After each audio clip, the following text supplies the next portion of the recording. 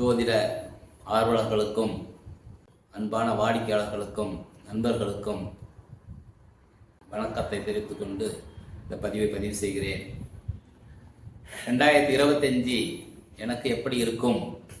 கேட்பவர்கள் மீனராசிக்காரர்கள், சொல்பவர் astro VA மன்னாதி ஜோதிட ஆச்சாரியா.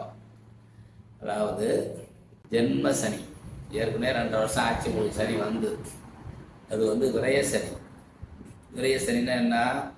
ஏற்கனவே நம்ம லாபஸ்தானத்தில் சனி இருக்கும்போது கொஞ்சம் தலைகீழாக தான் ஆடுவோம். ஏன்னா கொஞ்சம் பணத்தை கொஞ்சம் பார்த்துட்டாவே தலைகீழாக ஆடுறவங்க உண்டு. அதனால் சனீஸ்வர விரய சனியாக வரும்போது நமக்கு என்ன பார்த்துக்கலாம், கூட இந்த கண்ணை வாங்கினா இதில் கொடுத்துடலாம், அதை கொடுத்துடலாம்னு வாங்கி சிக்கலில் போய் மாட்டிக்குவாங்க. அதான் விரய சனி. தேவையில்லாத விரைய செலவுகள் செய்கிறது, 1 பங்கு செய்கிறதுக்கு 3 பங்கு செய்கிறது, இதுமாதிரி விஷயங்கள்லாம் செஞ்சு மாட்டிக்குவாங்க. அடுத்தது ஜென்ம சனி வரும்போது அந்த வாங்கின இடத்துலையும் கொடுக்க முடியாது, கொடுத்த இடத்துலையும் வாங்க முடியாது, நம்மகிட்ட வாங்கணும்னு தரமாட்டாங்க, நமக்கும் யாரும் கடன் தரமாட்டாங்க.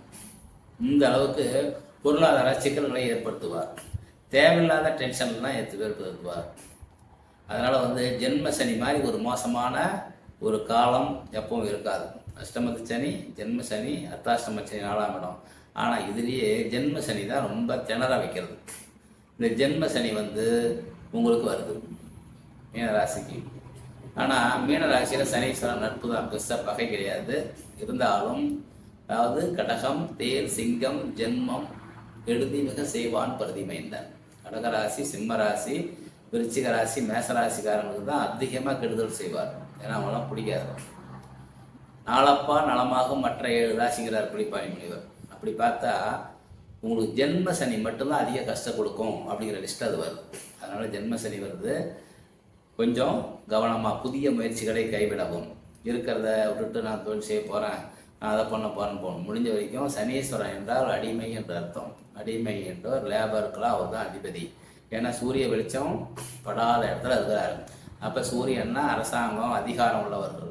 சனீஸ்வரன் படாத இடத்துல இருக்கிறார் அப்படின்னா என்ன அர்த்தம்? ரொம்ப கீழ் மக்கள், அடிமட்ட மக்கள். அதுபோல் நம்மளை ஆக்கிடுவார் இப்போ. அதனால் கொஞ்சம் எந்த விஷயத்தையும் ஆய்ந்து ஓய்ந்து மிகவும் கவனமாக செய்வது மீனராசிக்காரர்களுக்கு நல்லது. அடுத்தது உங்களுக்கு குரு பயிற்சி ஆகிறதுக்கு முன்னே இப்போ 3ஆம் இடத்துல இருக்கிறாரு. இதுவும் நல்ல இடம் இல்லை. 3ஆம் இடங்கிறது நல்ல இடம் இல்லை. 3ஆம் இடங்கிறது லக்னாதிபதி 3ஆம் இடத்துல இருக்கிறார். லக்னாதிபதி 3ஆம் இடத்துல இருக்கும்போது அதாவது கொஞ்சம் சில ஓரளவுக்கு பொருளாதாரம் மற்ற விஷயங்கள் ரொம்ப கீழே போயிடாது. இருந்தாலும் நம்ம தேவையில்லாத சிக்கல்களில் மாட்டிக்கிறது. அதே போல் அவர் தொழில் ஸ்தானத்துக்கு அவர் அதிபதி. அப்போ தொழில் ஸ்தானத்துக்கு அவர் 6ஆம் இடத்துல இருக்கிறாரு. கடனை உடனே வாங்கி தொழிலை பண்ணும்போது சிக்கல்களில் மாட்டிக்கிற தன்மையெல்லாம் கொடுத்தார். இப்போவும் குரு பயிற்சியும் நல்ல இடத்துக்கு வரவில்லை, 4ஆம் இடத்துக்கு வரார். 4ஆம் இடங்கிறது அந்த முன்ன சொன்னதான் தர்மபுத்திரர் நாளிலேயே வனவாசம் போக முடியும் ஆனதும்பாங்க. அந்த நிலைக்கு, அதாவது ஒரு பெரிய ராஜ குடும்பத்தில் பிறந்த ராமர், அவர் 4ஆம் இடத்துல குரு வரும்போது அவர் காட்டை விட்டு ஊட்ட விட்டு, அதாவது நாட்டை விட்டு ராஜ்யத்தை விட்டு பெரிய பொருளாதாரத்தில் அப்படியே சொல்லுவாங்க பஞ்சமத்தையில் புரள வேண்டிய ஒரு நபர் ஒரு காட்டில் போய் ஒரு குடிசையில் குடியிருந்துக்கிட்டு இதெல்லாம் எவ்வளோ கஷ்டத்தை கொடுத்தார் இல்லையா? அதான் 4ஆம் இடத்து குரு. 4ஆம் இடங்கிறது சரியில்லாத இடம் அப்படின்னு நமக்கு தெரிகிறது. அடுத்தது அதாவது எவ்வளவு இருந்தாலும் எதையும் அனுபவிக்க முடியாத ஒரு சூழலை 4ஆம் இடத்துல இருக்கிற குரு தருகிறார். உணவு இருந்தாலும் சாப்பிட முடியாது, சொந்த ஊர் இருந்தாலும் அங்கே இருக்க முடியாது. 4ஆம் இடம் இருந்தால் வெளியே பிரதேசமாக சுற்றிக்கிட வேண்டும். அடுத்தது ராகு கேது. அவர் பார்த்தீங்கன்னா லக்கணத்தில் ராகுவும் 7ல் கேதுவும் இருந்தாங்க. கணவன் மனைவி உறவில் சண்டை, தேவையில்லாத பிரச்சனை, நண்பர்கள்கிட்ட, கூட்டாளிகள்கிட்ட, இது எல்லா பிரச்சனையும் உங்களுக்கு கொடுத்துக்கிட்டு இருந்தார். இப்போது சனி பயிற்சி ஜென்ம சனியாக கொஞ்சம் பிரச்சனைகளை கொடுக்கும். 4ஆம் இடத்துல இருக்கிற குரு கொஞ்சம் சிக்கல்களை கொடுக்கும். புதிய முயற்சிகளை தவிர்க்கவும், வெளியூர் வெளியிடத்துல கட்டாயமாக போய் வசிக்க வேண்டிய சூழ்நிலைகள் சட்டத்துக்கு ஏற்படும். மாணவர்கள் கல்வியில் கொஞ்சம் பயந்து செய்யணும். எந்த அரசியல்வாதியாக இருந்தாலும் சரி கொஞ்சம் பார்த்து அடுத்தவங்கள்ட்ட நடந்துக்கணும். இல்லைன்னா பதவியை அநியாயமாக இழக்க வேண்டிய சூழ்நிலைகள்லாம் வரும். அடுத்தது வந்து விளையாட்டு துறை மற்ற விஷயங்களில் இருப்பவங்க எல்லாருமே எல்லா துறையில் இருக்கிறவங்க கொஞ்சம் கவனமாக இருக்க வேண்டிய நேரம் இந்த மீனராசிக்காரங்களுக்கு இந்த வருடம். ஒரே ஒருத்தர் மட்டும் தான் காப்பாற்ற வராரு. யார்? கேது. கேது 6ஆம் இடத்துல வருவார்.